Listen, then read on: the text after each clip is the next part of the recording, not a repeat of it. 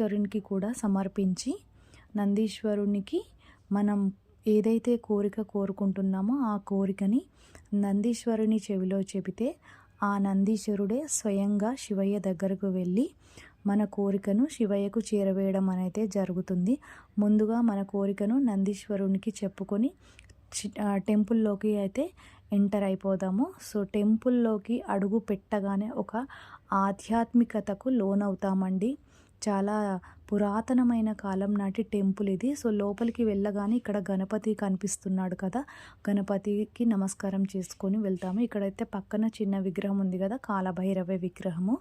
ఈ గణపతి టెంపుల్ని విగ్రహాన్ని దర్శనం చేసుకొని లోపలికి వెళ్తే మనకి 1000 స్తంభాల గుడిలో ఏదైతే రుద్రేశ్వర లింగం ఉంటుందో సేమ్ అలాంటి లింగమే ఇక్కడ ప్రతిష్ఠించడం జరిగింది. రుద్రేశ్వర లింగాన్ని పోలిన లింగమే బ్రహ్మసూత్ర శివలింగం